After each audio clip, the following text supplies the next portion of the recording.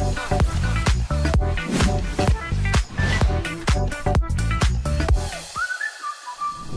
of all, syempre, I'm grateful and I'm very, very happy kasi additional lang po ako sa cast ng TikTok Lock. I started here around January. So in total, siguro meron pa akong mga 6 to 7 months with them.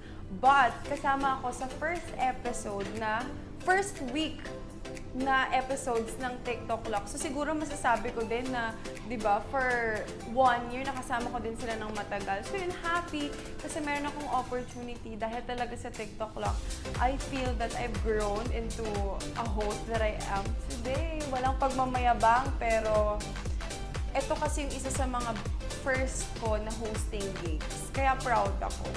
Happy and siguro yung fulfillment din sa akin because yung hosting nga, it's not something I'm really not knowledgeable about.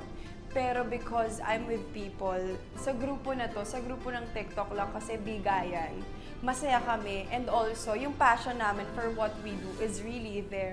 So, para masabi ng ibang tao na natutuwa sila sa akin, nakakatuwa din yun sa puso ko. Kasi hindi ko naman in-expect na magiging maganda pala talaga yung outcome. Feeling ko kasi ako, yung mga pinagsasabi ko talaga, walang kwenta.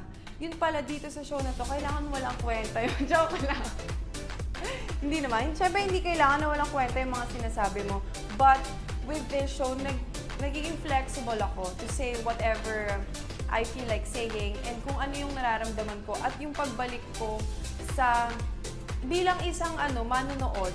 Kasi ang form of entertainment lang naman din namin sa bahay noon ay mga television talaga. Mga shows, especially from GMA. So, ako, every noon time, kasama ko yung lola ko before na nanonood na Bulaga, ganyan. So, parang ngayon na nare-relieve ko yung mga moments na to na ako na yung nasa sa harapan ng TV at ako na yung namimigay ng blessings. Sobrang fulfillment nun sa akin. Hindi po maganda. Nagpa-plastikan na. Charis! Hindi. Happy talaga. Super happy. You feel the support from each and everyone. Yung asaran, talagang grabe mang asar. Yun, isa yun sa mga support nila na ginagawa sa'yo. Pero natutulungan ka nila to grow. Kunwari si Kuya JC, mahilig yun mang asar pag may mga spills. Gaganon-ganon yun sa tabi mo.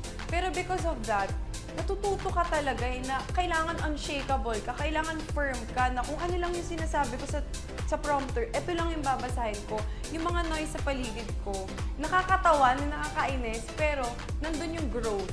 Makikita mo yung growth and yung connection ng isa't isa sa family talaga na to, na every lunch, we look forward to it. Kasi ako sa bahay, wala naman ako kasabay kumain eh. Ako lang mag-isa. So parang dito, buong pamilya. Ganun yung pakiramdam ni nanay, tatay, yung mga kapatid. Tapos yung lolo. Charot lang. Hindi. Joke lang, kuya. Thank you mga kapuso for joining me.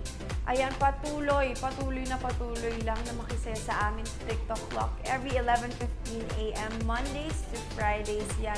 At syempre, for more exclusive content, visit www.jimmynetwork.com.